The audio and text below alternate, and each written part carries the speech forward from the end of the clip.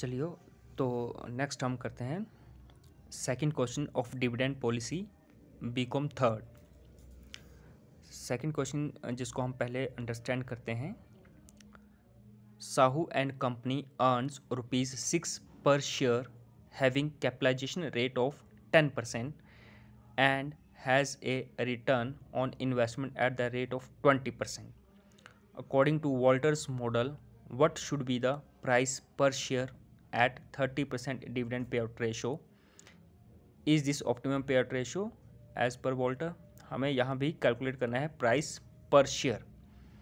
देखिए यहाँ पे फॉर्मूला हमने यूज़ करना है, बताया गया है कि Walter according to Walter's model.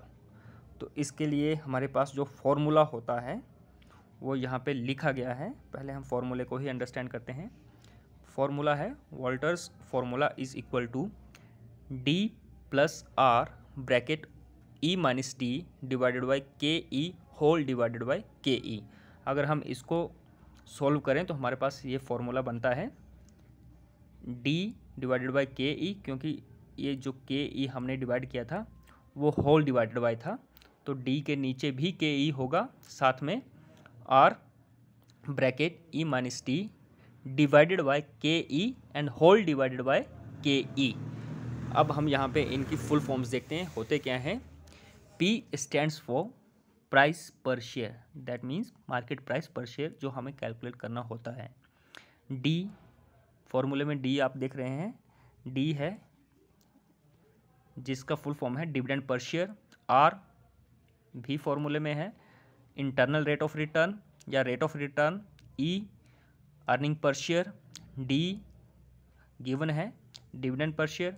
के ई stands for capital of cost of equity capital या कैपिटलाइजेशन रेट। ये ऑलमोस्ट हमारे पास सारी गिवन होती हैं क्वेश्चन में, और हमें कैलकुलेट करना होता है प्राइस पर शेयर, या प्राइस पर शेयर गिवन होगा और इनमें से कोई एक चीज़ मिस होगी जो हमें कैलकुलेट करना होगा, तो हम इजीली कर सकते हैं।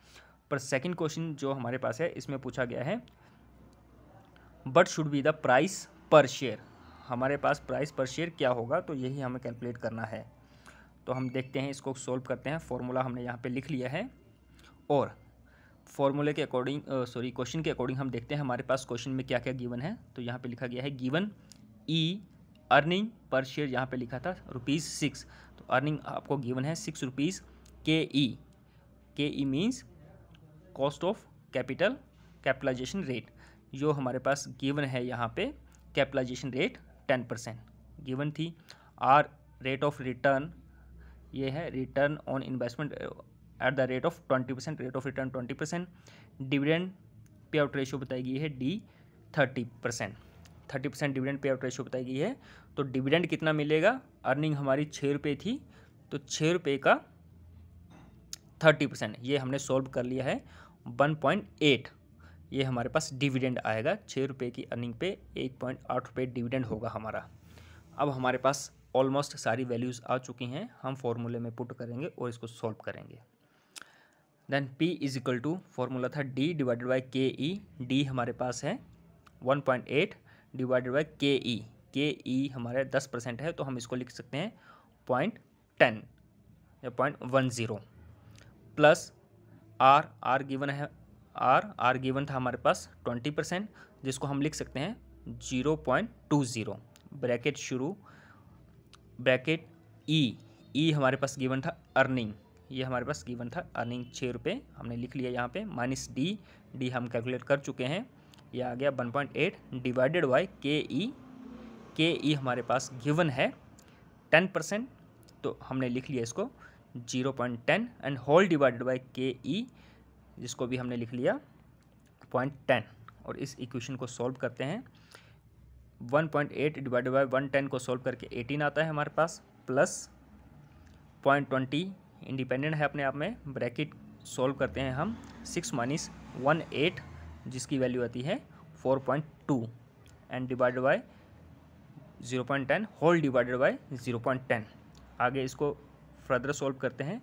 18 प्लस 0.42 को जब हम डिवाइड करते हैं 0.10 से, तो इसकी वैल्यू आती है 42 एंड डिवाइडेड बाय 0.10 ये वाला था, ये कैरी हो रहा है अभी भी।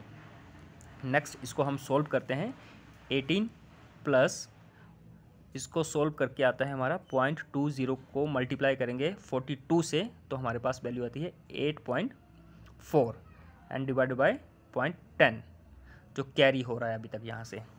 देन हमारे पास वैल्यू आती है 18 और 0.8 डिवाइडेड बाय 8.4 डिवाइडेड बाय 0.10 जिसकी वैल्यू आती है 84।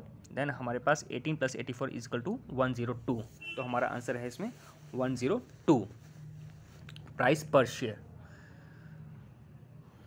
ठीक है, अब इसके बाद हम क्वेश्चन नंबर 3 अंडरस्टैंड करते हैं और इसको सॉल्व करने की कोशिश करेंगे।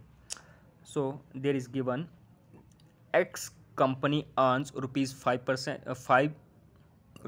पर शेयर। पहले क्वेश्चन में 6 था, अब यहाँ पे 5 है। इस कैपिटलाइज्ड रेट एट 10%, के ई 10% दिया गया है। Has a rate of return R given है हमारे पास 18%।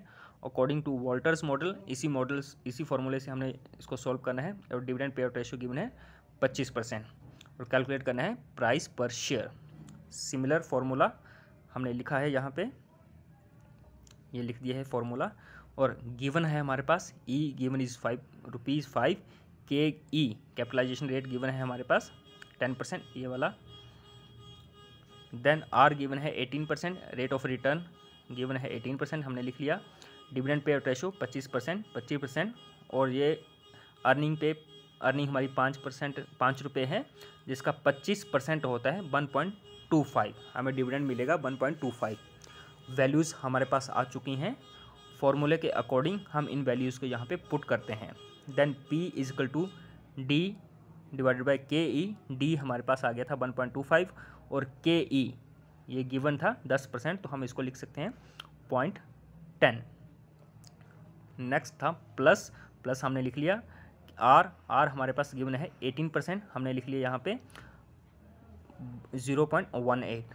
देन फॉर्मूले में था ई माइनस डी। ई हमारे पास गिवन था 5 और माइनस डी 1.25, तो हमने लिख लिया 5 माइनस 1.25 एंड के डिवाइडेड बाई के ई हमारे पास गिवन है 0.10 and whole divided by K E which is given 0.10।